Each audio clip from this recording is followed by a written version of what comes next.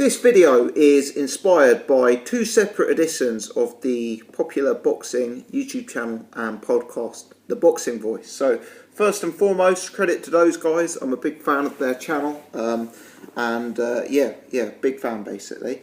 Now, about a couple of months ago, I was listening to The Boxing Voice, where the host, Nez, said Deontay Wilder should get rid of Mark Breland and change his trainer. Now, that argument Nez was made out by his co-host to look somewhat foolish that night. And to be fair, he kind of walked into it because he said he didn't know who Mark Breland was. So, I guess to an extent, you could say that he lessened his argument with that comment because, hardcore boxing fans know Mark Breland, Olympic gold medalist, very, very successful professional boxer in his own right, trained Vernon Forrest, and, Deontay Wilder certainly isn't the only boxer he's trained. So I think because Nez got a bit mixed up on that occasion, he was kind of ridiculed rather than anyone actually looking at whether Deontay Wilder should change his trainer. Now, I was listening to The Boxing Voice again today from Sunday night's edition, and the same topic of conversation came up again. And I've got to say, I strongly agree that Deontay Wilder should change his trainer and consider his options in terms of who's in his corner work.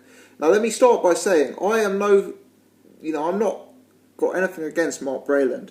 I'm sure he's a fantastic trainer. I'm sure in the past he's been a fantastic boxer. Obviously his record speaks for itself in that sense. What I would say is the fact that you're a fantastic boxer does not necessarily mean you're going to be a good trainer.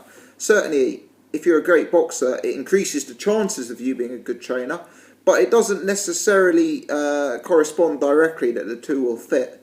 For example, I can think of guys like Paulie Malignaggi, Eddie Chambers. Those guys are obvious fits, with their boxing brains to go in to be trainers. Certain guys, maybe like Carl Frost, David Haye, these are more egotists. These are guys who like to be the star of the occasion. I'm not sure they'd fit so nicely into that cornerman type role. So, Mark Breland, I'm sure he is a good trainer, but let's put Mark Breland aside for 1 minute.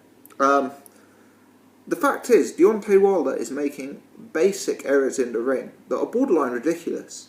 I mean, let's put it this way.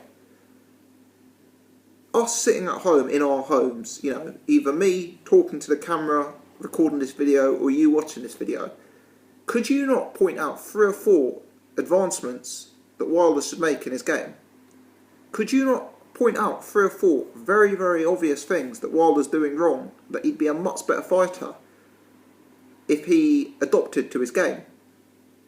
So the question is, if I can see it, if you at home can see it, and neither of us are world-class trainers, why is Mark Breland not able to implement these changes in Deontay Wilder?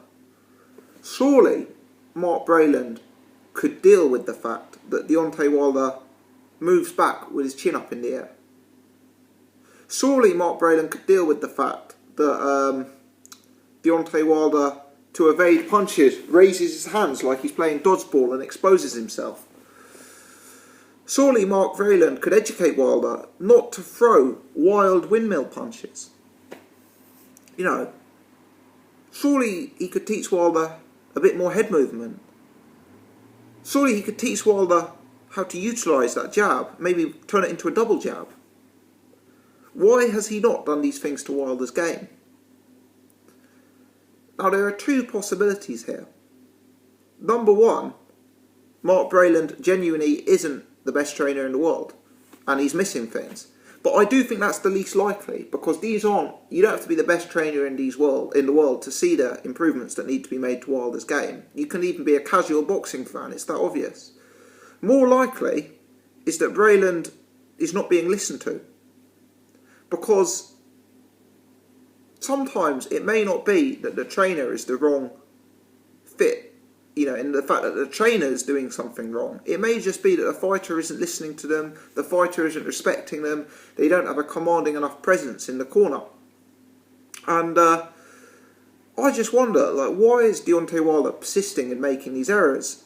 He put in a much improved boxing performance against Bermane Stiverne in what remains a career best performance from him. But since then, it's been a slippery slope, hasn't it? I mean, the wild punching was back against Spilka.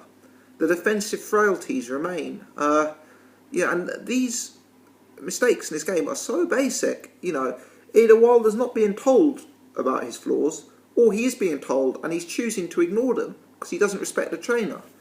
And I think that with those being the cases, he should leave Mark Brayland. He should consider a trainer maybe with a bigger profile, maybe a guy who's more experienced at dealing with heavyweight boxers. He should consider his options because he needs to go to a trainer whose opinion he trusts. Look, I'm not being critical of Mark Brayland here. This could be that Deontay Wilder, is not a natural boxer.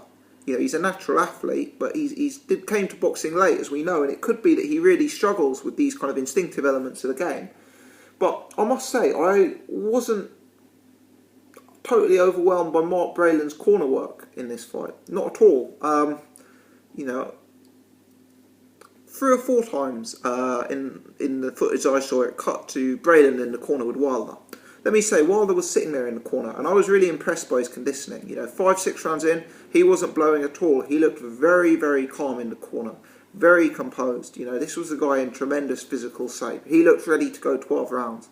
He also wasn't hurt. I didn't see his face marked up like it was against the part. Deontay Wilder was in the corner. He wasn't hurt, and his stamina was there. Deontay Wilder was in good shape, but he was struggling in the fight. So let's work this out. He didn't have a stamina problem. He wasn't getting hurt in the fight. So why was he struggling? It's tactical. And what was Mark Brayland's tactical advice? You've got to push him back. You've got to push him back, Deontay. Put it on him, push him back.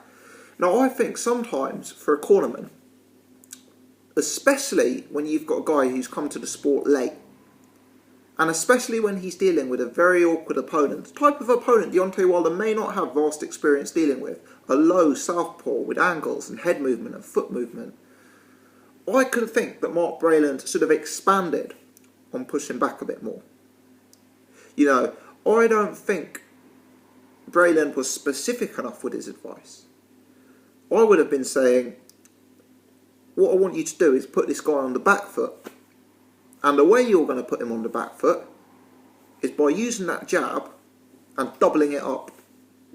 At the minute, you're throwing too many single shots. This is allowing him to duck a punch and get his work off, because he's a low guy. What you've got to do is start implementing the double jab.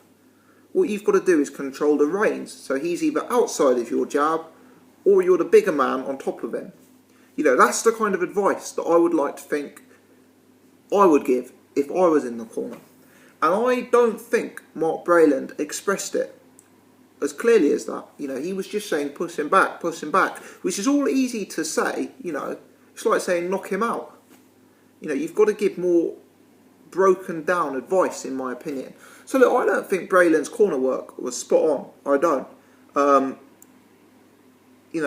I think he needed to delve a bit deeper into why Deontay Wilder wasn't able to put Spilka on his back foot a bit more. That's part 1. And part 2, Deontay Wilder, I know he's come late to boxing. I know he's had a quick rise to the top. But this is a guy who's had 35 professional fights and won an Olympic medal. I mean, there's a lot of people who still talk about Deontay Wilder like he is a novice. Let me repeat that. Not only did he win an Olympic medal, one of the highest accolades in amateur boxing, he's had 35 fights. He's beaten Bermane Stiverne, who was widely regarded as a top 10 guy at the time. He's beaten Malik Scott, who's a top 20 guy. He's beaten Arthur Spilka, who's a top 30 guy.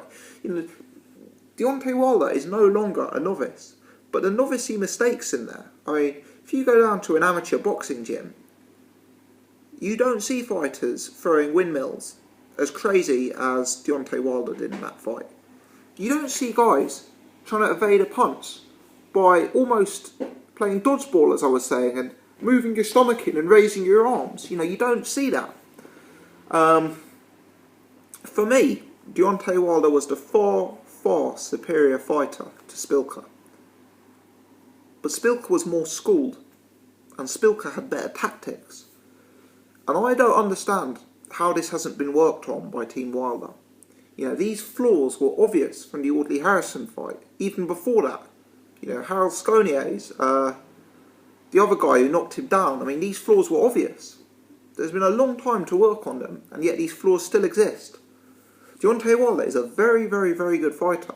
You know, he's dispatching good fighters, not elite top-level fighters, but good fighters. And what's frustrating about him is the parts of his game that need to be adjusted to make him a true top-level heavyweight are actually relatively simple. Throwing the double jab, head movement, not moving back in a straight line. You know, these are the basics. So I think he needs to explore his options. I think Mark Braylon could have given better instructions from the corner. And I think he needs to go back to boxing basics. And either Braylon isn't teaching him it, or he's not respecting it enough to listen to it. Because some of these errors he is making, as I say, are fairly basic stuff. Fairly basic stuff. Now, it's not a pop at Mark Braylon specifically. I don't know the guy. I don't know too much about him other than, you know, what he's done as a boxer. But it may just be he's not the right fit for Wilder. And at this point, without those boxing basics, against the elite level heavyweights in the sport, for me, Wilder's just a punch. You know, he's got a puncher's chance. But there's so many flaws in this game that he becomes easy to outbox. You know, easy to outbox. But the flaws aren't hard to address. You know, they're just not being addressed currently. And if anything, I think he's actually regressed since the Bermane-Stavern fight. Let me know your thoughts on this. Am I barking up the wrong tree? Do I have a fair point? If you've enjoyed this video, please do give me a thumbs up. If you're new to the channel, please do subscribe. I've got some more videos coming soon I wouldn't want you to miss out.